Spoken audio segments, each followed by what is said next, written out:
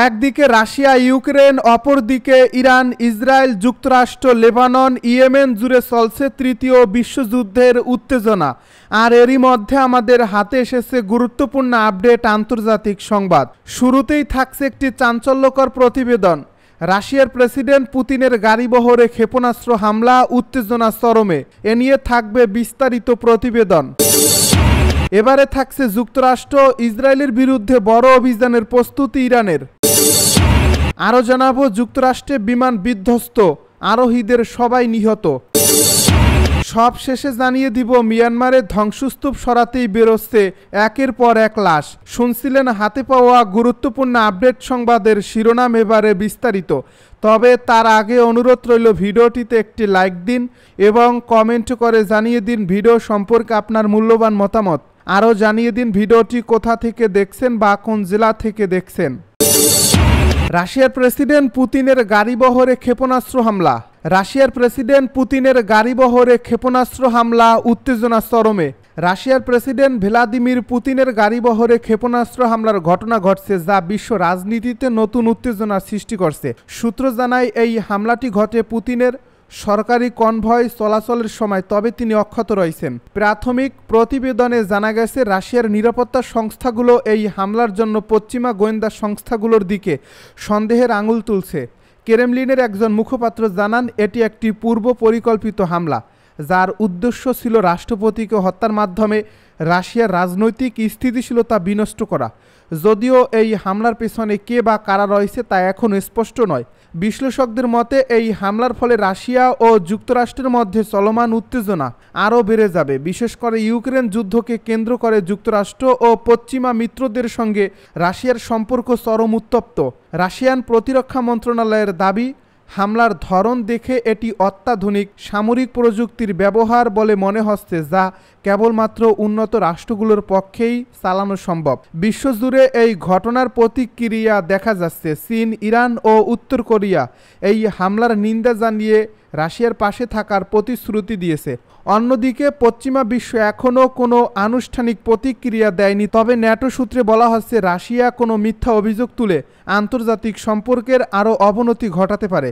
বর্তমানে রাশিয়ার সামরিক বাহিনী উচ্চ সতর্কতায় রয়েছে এবং প্রেসিডেন্টের নিরাপত্তা আরও জোরদার করা হয়েছে। বিশ্লেষকেরা মনে করছেন এই হামলা আন্তর্জাতিক অঙ্গনে নতুন এক রাজনৈতিক সংকট সৃষ্টি করতে পারে, যা বিশ্বযুদ্ধের দিকে পরিস্থিতি এগিয়ে নিতে পারে। যুক্তরাষ্ট্র ইসরায়েলের বিরুদ্ধে বড় অভিযানের প্রস্তুতি ইরানের। যুক্তরাষ্ট্র ও ইসরায়েলের বিরুদ্ধে বড় ধরনের অভিযানের প্রস্তুতির কথা জানিয়েছে ইরানের শীর্ষ সামরিক কর্মকর্তারা। পাল্টা ব্যবস্থা নিতে মার্কিন বাহিনীও ভারত মহাসাগরে সামরিক শক্তি বৃদ্ধি করছে। এতে আঞ্চলিক অস্থিরতা আরও বাড়ার আশঙ্কা করছে বিশ্লেষকরা। স্থানীয় সময় শুক্রবার ইরানের ইসলামী বিপ্লবী গার্ড বাহিনীর এক শীর্ষ কমান্ডার দেশটির জনগণ এবং মিত্র শক্তিগুলোকে সম্ভাব্য অভিযানের জন্য প্রস্তুত থাকার আহ্বান জানান। এদিন ইরান জুড়ে পালিত কুচ দিবসে সামরিক ও রাজনৈতিক নেতারা যুক্তরাষ্ট্র ও ইসরায়েলের বিরুদ্ধে কঠোর অবস্থানের ইঙ্গিত দেন। এদিকে ইরানের সর্বোচ্চ নেতা আয়াতুল্লাহ আলী খামেনির সামরিক উপদেষ্টা জানিয়েছেন ইসরায়েলের বিরুদ্ধে প্রতিশোধমূলক অভিযানের পরিকল্পনা আগের তুলনায় আরও শক্তিশালীভাবে তৈরি করা হয়েছে। সামরিক সক্ষমতা বৃদ্ধি করতে গোপন মিসাইল ঘাঁটিগুলো উন্নত করা হয়েছে এবং আগের অভিযানের তুলনায় এই হামলার পরিধি অনেক বড় হবে বলেও ইঙ্গিত দিয়েছে ইরান। এরই মধ্যে যুক্তরাষ্ট্র ভারত মহাসাগরে নতুন করে সামরিক শক্তি মোতায়েন করছে। ইসরায়েলও জোরদার করছে প্রতিরক্ষামূলক ব্যবস্থা। ইরান সমর্থিত আঞ্চলিক মিত্র শক্তিগুলো সক্রিয় রয়েছে। লেবানন, ইয়েমেন সহ অন্যান্য স্থানে প্রতিরোধ গোষ্ঠীগুলো ইসরায়েলের বিরুদ্ধে লড়াই চালিয়ে যাচ্ছে। যুক্তরাষ্ট্র ও ইরানের মধ্যে কূটনৈতিক টানাপোড়েন অব্যাহত থাকলেও সামরিক উত্তেজনা কমানোর কোনো লক্ষণ নেই। ইরানের উচ্চ পর্যায়ের সামরিক নেতৃত্ব আক্রমণের প্রস্তুতির কথা বললেও চূড়ান্ত সিদ্ধান্ত কবে নেওয়া হবে তা স্পষ্ট নয়। বিশেষজ্ঞরা বলছেন মধ্যপ্রাচ্যের উত্তেজনা ক্রমশ বিস্তৃত হচ্ছে এবং এটি আরও বড় সংঘাতে রূপ নিতে পারে। গাজায় যুদ্ধবিরতির প্রস্তাবে সম্মত হামাস। মিশর ও কাতারের মধ্যস্থতায় গাজায় যুদ্ধবিরতির প্রস্তাব গ্রহণ করছে হামাস। শনিবার ফিলিস্তিনি গোষ্ঠীর প্রধান খলিল আল হাইয়া এ তথ্য জানিয়েছেন খবর বিবিসির। খলিল আল হাইয়া এক টেলিভিশন ভাষণে বলেন, 2 দিন আগে আমরা মিশর ও কাতারের মধ্যস্থতায় একটি প্রস্তাব পেয়েছি, আমরা ইতিবাচকভাবে এটি গ্রহণ করেছি। হাইয়া আরও বলেন, আমরা আশা করি যে দখলদাররা এটিকে ব্যাহত করবে না। হামাস ও ইসরায়েলের মধ্যে চলমান পরোক্ষ আলোচনায় গাজায় যুদ্ধবিরতি নিশ্চিতে নেতৃত্ব দিচ্ছেন তিনি। মিশর ইতিমধ্যে ইসরায়েল থেকে নতুন যুদ্ধবিরতি পরিকল্পনার বিষয়ে ইতিবাচক ইঙ্গিত পেয়েছে বলে বৃহস্পতিবার জানিয়েছে নিরাপত্তা সূত্রগুলো। প্রস্তাব অনুযায়ী হামাস প্রতি সপ্তাহে 5 জন ইসরায়েলি বন্দীকে মুক্তি দেবে। এদিকে ইসরায়েলের প্রধানমন্ত্রীর কার্যালয় জানিয়েছে, মধ্যস্থতাকারীদের কাছ থেকে পাওয়া প্রস্তাবের ভিত্তিতে তারা একটি পাল্টা প্রস্তাব পাঠিয়েছে, যা যুক্তরাষ্ট্রের সঙ্গে সম্পূর্ণ সমন্বিতভাবে তৈরি হয়েছে। প্রথম ধাপে 15 মাসের যুদ্ধের পর গাজায় 19 জানুয়ারি যুদ্ধবিরতি কার্যকর হয়, যাতে সংঘর্ষ বন্ধ করা, কিছু ইসরায়েলি বন্দীকে মুক্ত করা এবং কিছু ফিলিস্তিনি বন্দীকে ছাড়ার চুক্তি অন্তর্ভুক্ত ছিল।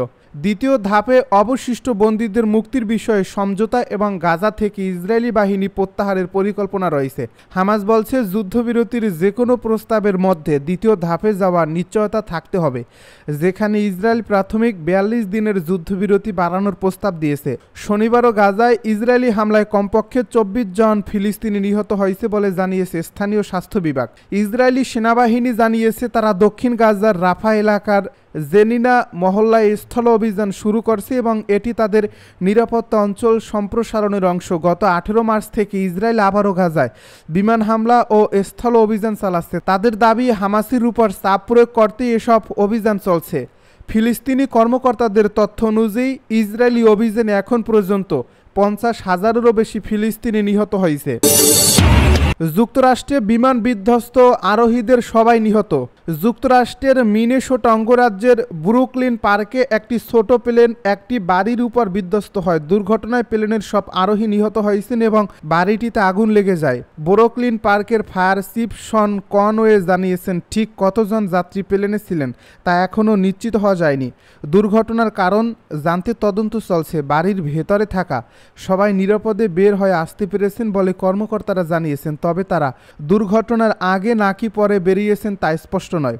ফেডারেল এভিয়েশন অ্যাডমিনিস্ট্রেশন জানিয়েছে, SOCTS TBMS-7 নামের প্লেনটি আইওয়ার ডেস মোইন্স আন্তর্জাতিক বিমানবন্দর থেকে উড্ডয়ন করে মিনিয়াপোলিসের আনোকা কাউন্টি ব্লেইন বিমানবন্দরের দিকে যাচ্ছিল। স্থানীয় সময় শনিবার দুপুর 12:20 এটি বিধ্বস্ত হয়। সোশ্যাল মিডিয়ায় প্রকাশিত ভিডিওতে দেখা যায় বড় গাছ ঘেরা একটি বাড়িতে আগুন জ্বলছে। পাশাপাশি আরেকটি ভিডিওতে ঘটনাস্থল থেকে ধোঁয়ার বিশাল কুণ্ডলী উঠতে দেখা গেছে। আশেপাশের বাড়িগুলো আগুনের ক্ষতির শিকার হয়নি। 3 জন দমকল কর্মী পানি ছিটিয়ে আগুন নেভানোর চেষ্টা করছিলেন। জাতীয় পরিবহন নিরাপত্তা বোর্ড এফ এর সহায়তায় দুর্ঘটনার তদন্ত করবে। মিয়ানমারে ধ্বংসস্তূপ সরাতেই বেরোচ্ছে একের পর এক লাশ। মিয়ানমারের সামরিক সরকারের পরিসংখ্যান অনুযায়ী শনিবার পর্যন্ত সেখানে ভূমিকম্পে মৃতের সংখ্যা 1644 জনে পৌঁছেছে। আহত প্রায় 3500 মানুষ। এখনও অনেকের খোঁজ মেলেনি। ধ্বংসস্তূপ সরাতেই বেরোচ্ছে একের পর এক লাশ। ভূমিকম্পে তছনছ হয়ে গেছে বাংলাদেশের এই প্রতিবেশী দেশটির বিস্তীর্ণ এলাকা। মৃতের সংখ্যা 1600-র গণ্ডি ছাড়িয়ে গেছে শনিবারই। এই পরিস্থিতিতে মিয়ানমারের সামরিক জান্তা সরকারের বিরোধী গোষ্ঠী সাময়িক যুদ্ধবিরতি ঘোষণা করছে। ভূমিকম্প পরবর্তী উদ্ধার কাজ যাতে সুষ্ঠুভাবে চালিয়ে নিয়ে যাওয়া যায় তা নিশ্চিত করতেই এই পদক্ষেপ। জান্তা বিরোধী পিপলস ডিফেন্স ফোর্স জানিয়েছে, 30 মার্চ থেকে আগামী 2 সপ্তাহের জন্য যুদ্ধবিরতি কার্যকর থাকবে। এই সময়ের মধ্যে ভূমিকম্প বিধ্বস্ত এলাকাগুলোতে উদ্ধার কাজ এবং ত্রাণ সামগ্রী পৌঁছে দেওয়ার কাজ চলবে। মিয়ানমারের ধ্বংসস্তূপ সরিয়ে উদ্ধারের কাজ চলছে। অনেকেই এখনও ধ্বংসস্তূপে আটকে আছেন বলে মনে করা হচ্ছে, ফলে মৃতের সংখ্যা আরও বাড়তে পারে। মিয়ানমারের দ্বিতীয় বৃহত্তম শহর মান্দালয় ভূমিকম্পে বিপুল ক্ষতিগ্রস্ত হয়েছে। বহু বাড়ি, মসজিদ এবং অন্যান্য ভবন ধূলিসাৎ হয়ে গেছে। সংবাদ সংস্থা রয়টার জানিয়েছে, মান্দালয়ের অনেক এলাকায় এখনও উদ্ধারকারী দল পৌঁছাতে পারেনি। উদ্ধার কাজে প্রয়োজনীয় আধুনিক যন্ত্রপাতিও সেখানে নেই। শনিবার সেখানে খালি হাতেই ধ্বংসস্তূপ সরানোর মরিয়া চেষ্টা করতে দেখা গেছে অনেককেই। যারা আটকে আছেন তাদের বাঁচাতে বহু মানুষ উদ্ধার কাজে হাত লাগিয়েছে।